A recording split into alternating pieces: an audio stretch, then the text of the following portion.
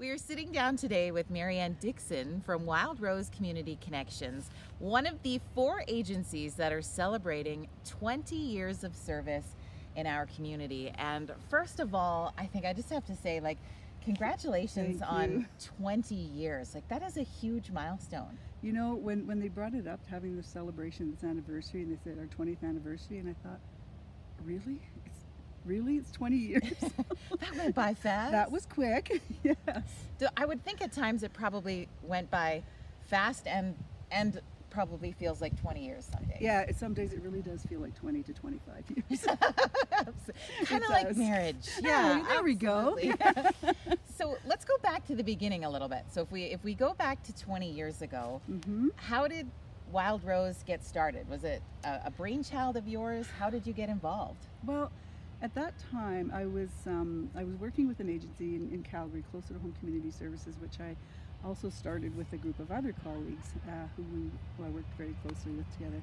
And at that time in my life, I had just, I used to be a foster parent as well, and I ended up fostering a little baby and could not let go, so she stayed with me. So that was 20 years ago, and at that time I was ready for a change anyway, and so I thought, you know, I'd like to move to a small town. I'm going to be taking care of this baby now, and I think I'll try something lower, smaller scale, which turned out to be not bigger scale, but still the same amount of work. So I'd start my own agency, and at that time, timing is everything in this field, actually. So at that time, things were just lining up well. So I wanted to make a change. I wanted to make a move. I needed to spend more time, be available for this baby.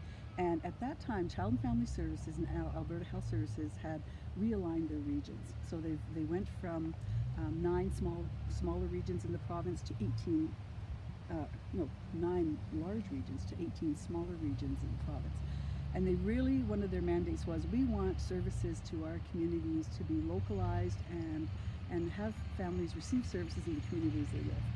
Fit very well with my philosophy, right up my line. I thought that's exactly what I'd like to do. And so I took advantage of that opportunity, and starting up a new agency is not easy, and if the opportunities aren't there, it's hard to get contracts. So it just worked out well. At that time, Winsong Child and Family Services was the service in this area, and they were looking for service providers to provide local services to our communities, and so I wanted to provide in-home supports for families.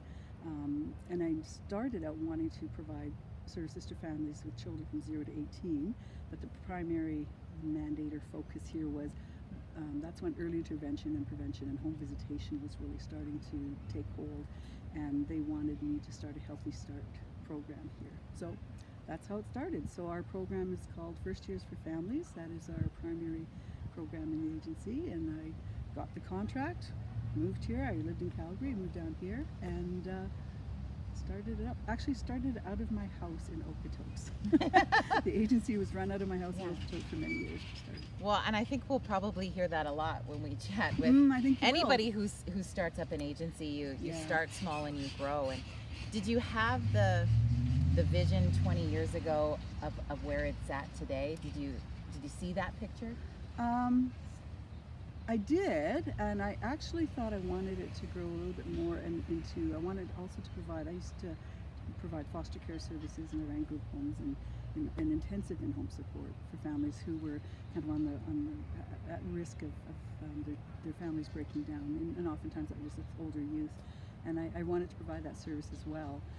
But the early intervention and prevention part of the program has just has taken hold so well and grown so well. I just really wanted to do that well before I branched out into something else.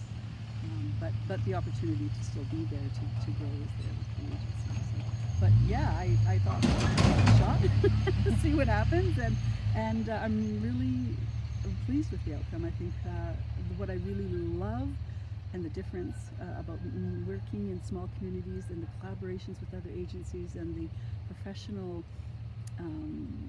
connections that we've made to help support families is outstanding, and I think that is what keeps me here, and that's what keeps me going forward, because I think if we didn't have the support of all of our community agencies and resources here, I don't think our families would do as well as they do.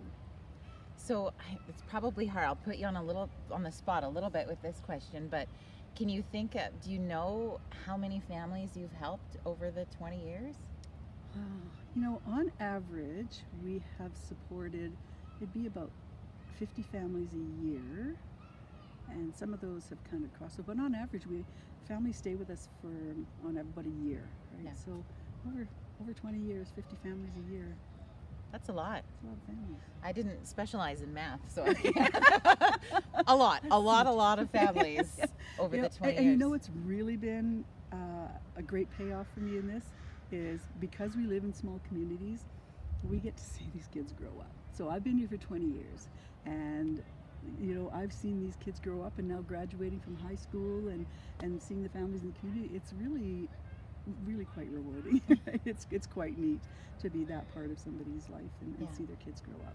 Well, and I think that's the cool thing of the small town, as you said, because there's probably a lot of agencies, especially in the city or something, where you don't know, you lose track of where that family went, or you know, families come in and out of being in need, and you just don't know. Whereas here, they might come work for you. You just never know. Yeah, you never know. That's right. Yeah, or they show up, you know, they volunteer, or you know, they a lot of time, and families like to give back. You know, you were so helpful. How can I do something to help out with other families, right? And so sometimes it just comes. Sometimes there's mentoring, or you know, just some advice you want to offer, or connecting other families with us. Word of mouth has been a big part of it. When we first started, all of our referrals would come from mostly public health, child and family services, or from other community agencies. But as the years went on, families were telling other families, right? Yeah. You know what, you could really use some help with Wildrose. You know, parenting is hard work, it's a struggle. We're not all equipped to do this, and so Wildrose just really got me set on the path and understanding my child, what they need, when they need it, and it just felt a lot better. So, kind of like that. Kids don't come with a handbook, but they could come with Wildrose, which would be the next best thing. That's right.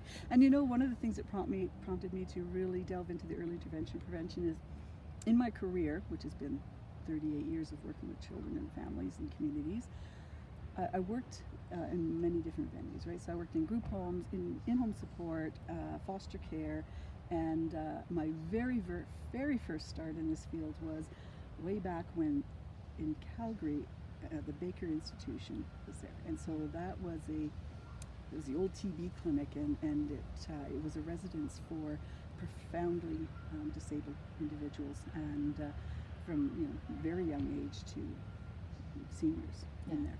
And when some of the families would come to visit, it was pretty heartbreaking to hear some of the parents say, you know, I really wish that I could have him at home with us, but his disability is, we just can't take care of him. Why can't somebody come to our house? And I thought, yeah, why can't somebody come to your house?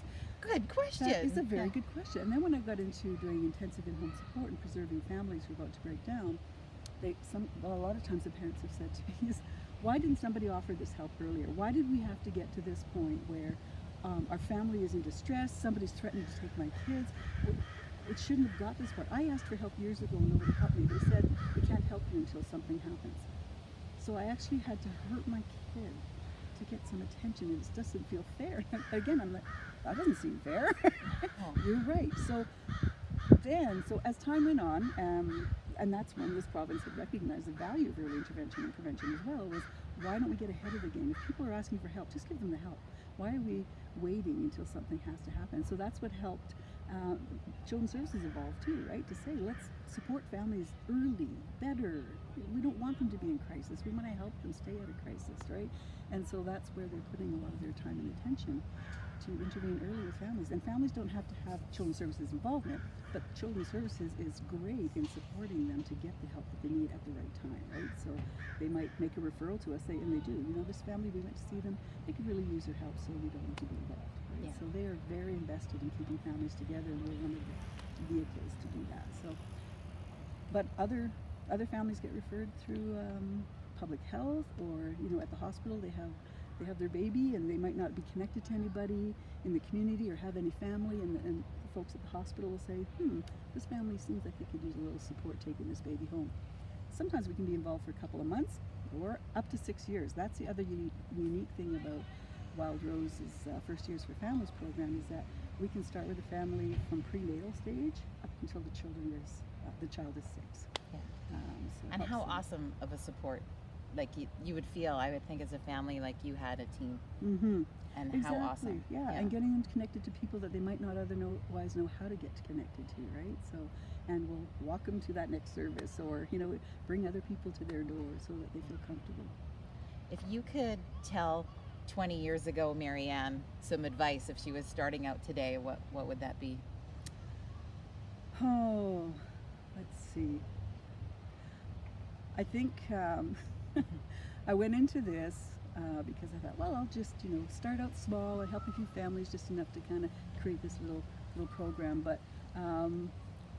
the demand is out there, and people really do want some help. Everybody wants what's best for their family, and so be prepared for the other side of it. The fun side is working with families, being there and working alongside them. The not so fun part is the bureaucracies and the writing contracts and the red tape of so life. be prepared really to to set aside that time and go through those struggles. But it's worth it. But it is sometimes those things that cause a lot of frustration. Working with systems is difficult. So it's just being patient and knowing everybody has a job to do and work alongside that. So what happens next for you? So 20 years is a pretty big milestone. Have you started about thinking what life looks like for you beyond the agency? Are you there yet, or what does that look like? It's funny you should say that, because succession planning is pretty much a topic right now for, and you're going to hear from all the ladies whether they admit it or not. Yeah. They all will. I know. So yeah, it's kind of looking at the next 10 years, 5 to 10 years of where this is going to go. Because after 20 years, I'll be honest with you, is I didn't really think about that, right? I didn't really know how if I was going to be around, if Wildrose is going to be around, what it's going to look like, and how would I plan for that. So I'd like to say it's here to stay. Our programs have grown. We've added a few things in. So we started the Dad Central program, and now we're starting a food security initiative, and so we're looking at broadening our scope of services to include a broader range of in-home support, possibly foster care. So that's kind of the vision for our next 10-year plan, 5 to 10-year plan. And yeah, so I need to be prepared to bring people on to take this over. To be the new you. Yes. Yeah. So, and we started some of that succession planning, and there's more to it than you think, right? So those small details that you just do. They're all in here. They're here. And we have to pull them out of you. Get them out, right? And get somebody else to take that on. So that is the plan for the next 5 years, to start working towards. And you feel ready for that? I am, actually. I'm not ready to let go yet, so like I said, 5 to 10 years. So I could work along somebody to do that, right? Yeah. But it really is important to me that the integrity and the philosophy of Wildrose continues. And so finding people who can continue to work and fulfill that is really important to me. So that's why I want to take my time and make sure that it's done well and plan it well. Yeah. Well, it won't be easy when it comes down to it, ready or not. Yeah. And I think that's okay, because you're somebody who has put your heart and soul into this community, into the families, into what Wildrose does, and I see you working with other agencies and things in the community, and it's fabulous. So it'll be bittersweet for all of us when that day comes, but what an incredible foundation and an incredible legacy that you have been a part of building, and we're just so grateful for that. Yeah, we're lucky. One of the things I was successful in doing just this April is we have finally received our charitable status with CRA. That's not easy. That's not easy, but it's worth it, and it's one of those things that's going to strengthen the organization to be able to be competitive out there and deliver services. Yeah. Now, 20 years, it's hard to pinpoint one thing over the other, but do you have something that kind of pops into your brain as a real highlight from that 20 years you've had? Oh, we've worked with some families who have come to us with some pretty difficult issues and some barriers to being successful. And I had one mom come back and say, you know what, because of your support, I learned to trust people. I got to keep my kids. She was accepting of other supports and services where she wasn't trusting that before. And so when she got connected to some counseling that really was effective for her, her kids saw her growing and thriving, and so they in turn had a better chance of life, which was her goal. So when she came and thanked me for getting her to that point where her kids were in university, doing well. Yeah. That's pretty awesome. Well, and some days I think, you know, you and your team, you're so great at getting in and doing that. Sometimes those moments probably aren't few and far between, but you don't take a whole lot of time, I think, to revel in the difference maker that you really are, and the life changer that you have become in this community, and it's amazing. So thank you for everything.